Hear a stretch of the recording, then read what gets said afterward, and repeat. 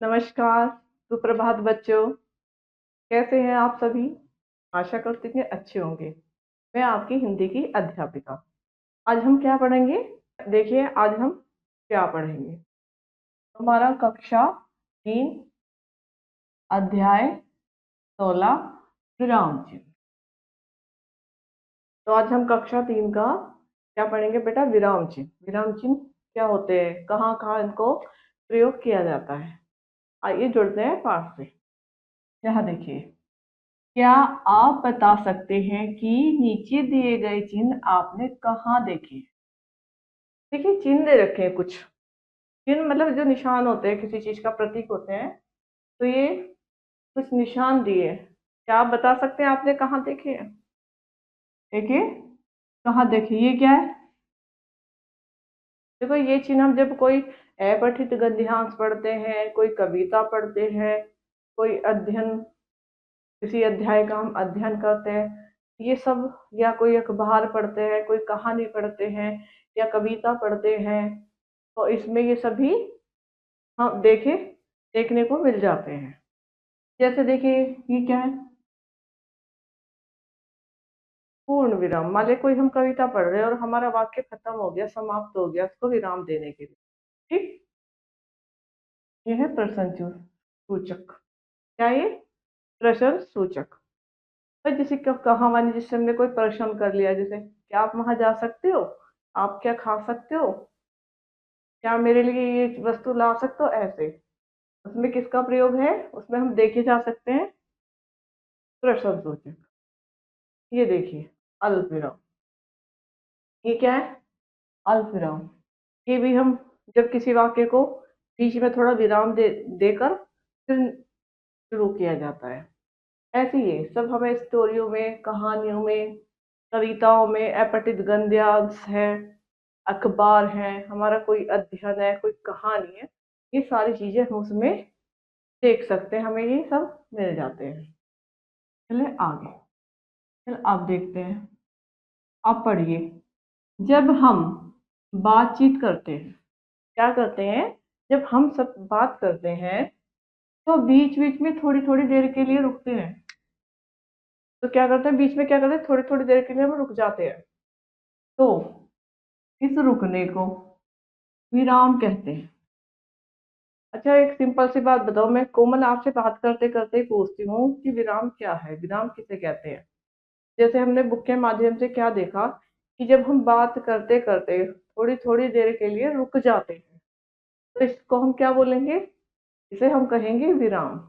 ये मतलब विराम कहते हैं कि यहाँ हमने विराम इसको दे दिया।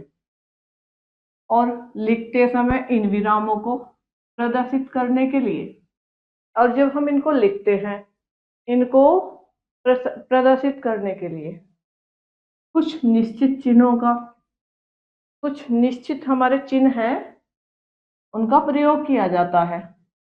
तो इन चिन्हों को विराम चिन्ह कहते हैं।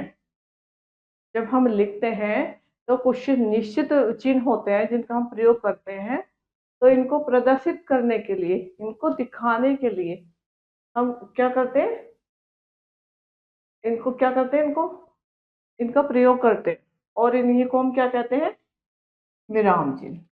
कैसे, आइए देखते हैं। जैसे देखो, वाक्यों को ध्यान पूर्वक पढ़िए। ये कुछ वाक्य हैं, इसे आप ध्यान पूर्वक पढ़ेंगे, ठीक है? देखो, पकड़ो मत जाने दो। देखो उसमें किसका प्रयोग किया गया है? अल्प विराम। पकड़ो मत, एक वाक्य खत्म, थोड़ा विराम दिया, और जाने दो, दूसरा वाक्य शुरू किया। हाँ ठीक है। अब देखो, पकड़ो मत जाने दो। ठीक, तो दो हो गए ना, दोनों में देखो प्रयोग किया गया ना अल्प विराम को। ठीक है, अब यहाँ देखो, यहाँ पहले वाक्य में पकड़ने के लिए मना किया गया है। यहाँ पहला वाक्य जो है उसमें क्या किया गया है? पकड़ने के लिए मना किया गया है। और दूसरे वाक्य में पकड़ने के लिए कहा गया है। तो दूसरा वाक्य क्या है? इसमें पकड़ने के लिए कहा गया है, जबकि दोनों वाक्यों में समान शब्दों का प्रयोग किया गया है। जब क्या है कि दोनों वाक्य बिल्कुल समान है, ठीक है। इन वाक्यों के अर्थ में अंतर का कारण है, क्या कारण है इसमें? उनमें अलग अलग स्थानों पर लगा अल्प विराम। देखो वाक्य बिल्कुल सेम ही है, और ये देखिए असमान शब्दों का प्रयोग किया गया है, लेकिन इन वाक्यों में अर्थ का अंतर क्या है, क्या कारण है? जो इनमें अंतर है तो उसका कारण क्या है? ये है कि इनमें अलग अलग स्थानों पर लगा अल्प विराम है। ये अल्प विराम अलग अलग स्थानों में हमने जो अल्प विराम का प्रयोग किया है, केवल थोड़ा सा अंतर का कारण ये है। ठीक है, यहाँ देखिए, देखिए वाक्य में रुकने का संकेत देने वाले चिन्ह क्या कहलाते हैं? विराम चिन्ह। क्या कहलाते हैं बच्चों? विराम चिन्ह। ठीक। अच्छा देखें, यहाँ देखिए कुछ मुख्य विराम चिन्ह इस प्रकार है। बेटा ध्यान से सुनना, सुनिए, सुनने वाली बातें भी हमेशा कभी कभी हमें काम आ जाती हैं, याद आ जाती हैं। ठीक। ये पहला क्या है? अल्प विराम। ये देखिए जो हमने पहले वाक्य में प्रयोग किया है, ये क्या है? देखिए वाक्य में जहां कम या थोड़ी देर के लिए रुकना होता है, क्या करना होता है? वाक्य में जहां कम या थोड़ी देर के लिए हमें रुकना होता है, वहां अल्प विराम का प्रयोग होता है। जैसे राजू तो आ गया, वरुण नहीं आया। क्या? कि राजू तो आ गया, वरुण नहीं आया। तो इस वाक्य में हम थोड़ी देर के लिए रुक गए, हमने अल्प विराम का प्रयोग किया। देखिए सुरेश तुम यहीं रुको। देखो सुरेश थोड़ा आराम किया, विराम दिया, तुम यहीं रुको, फिर आगे अपना वाक्य बढ़ा दिया। ठीक, समझ में आया? यहाँ देखिए पूर्ण विराम। पूर्ण विराम जब कोई हम कविता पढ़ रहे हैं या कोई अखबार है, देख आपने कभी ध्यान देकर देखना कि जब हमारा वाक्य खत्म हो जाता है तो वहां पर आपको एक स्टैंड लाइन मिलती है। कैसे? जैसे ये, जैसे हमारे देखिए यहाँ, जहां कोई वाक्य पूरा हो जाए वहां पूर्ण विराम का प्रयोग किया जाता है। जैसे जैसे देखिए जब आप पढ़ोगे तो ये चीज आप ध्यान देना। जैसे आज रविवार है तो क्या है? हमारा वाक्य खत्म, अंत, तो हमने क्या लगा दिया यहाँ पे? पूर्ण विराम। जैसे पिताजी बाजार से आ गए तो वाक्य खत्म हमारा, हमने क्या लगा दिया? ये पूर्ण विराम। ठीक। और नंबर 3 है प्रश्नवाचक चिन्ह। क्या है? प्रश्नवाचक चिन्ह। प्रश्नवाचक चिन्ह, यहाँ देखिए जब किसी वाक्य में प्रश्न पूछा जाता है, जब किसी वाक्य में प्रश्न पूछा जाता है, मैं जैसे आपसे एक प्रश्न पूछूं, क्या बच्चों आप पढ़ रहे हो? मैंने आपसे क्या पूछा? प्रश्न पूछा। क्या आपने खाना खाया? तो मैंने क्या पूछा आपसे? प्रश्न पूछा। तो जब किसी वाक्य में प्रश्न पूछा जाता है तो वाक्य के अंत में प्रश्नवाचक चिन्ह का प्रयोग किया जाता है। ठीक है, वाक्य के अंत में जब हमारा प्रश्न पूरा खत्म हो जाता है, प्रश्न पूछने वाला वाक्य जो खत्म हो जाता है। देखिए क्या, जैसे तुम क्या खाओगे?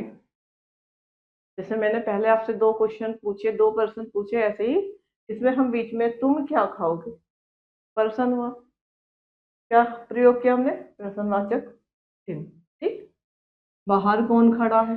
देखो कौन आया, कौन से, मतलब एक प्रश्न किया, प्रश्नवाचक चिन्ह हमने लगा दी। ठीक। और नंबर 4 पर देखिए विस्मयादि बोधक चिन्ह। ठीक। जैसे कहीं हमें आश्चर्य मिले, घृणा, शोक, दुख, हर्ष, खुशी, भय जैसे भावों का प्रकट करने वाले शब्दों के साथ, तो हम बड़े आश्चर्य से देख रहा है, घृणा है, शोक है, दुख है, हर्ष है, हर्ष खुशी कहते हैं खुशी को, और भय, भय कहते हैं डर। जैसे भावों को प्रकट करने वाले शब्दों के साथ हम कौन सा चिन्ह प्रयोग करेंगे? विस्मयादि बोधक चिन्ह लगाया जाता है। जैसे यहाँ देखिए, अरे बड़ा आश्चर्य है ना। अरे आप बाहर क्यों खड़े हैं? तो क्या देखिए, इसमें दो चिन्ह का प्रयोग किया गया है, विश्वबौद्धिक और ये प्रश्नवाचक। तो इसमें आश्चर्य है, वाह कितना सुंदर चित्र बनाया, ये भी आश्चर्य है। तो ये सब इसमें हर्ष भी है, आश्चर्य भी है। तो आज का अध्याय हमारा यहीं समाप्त होता है। आशा करती हूँ कि आपको समझ में आया होगा, और हम मिलेंगे आपसे एक नई कक्षा में नए अध्याय के साथ। जब तक के लिए आप अपना अभ्यास करते रहिए। नमस्कार, धन्यवाद।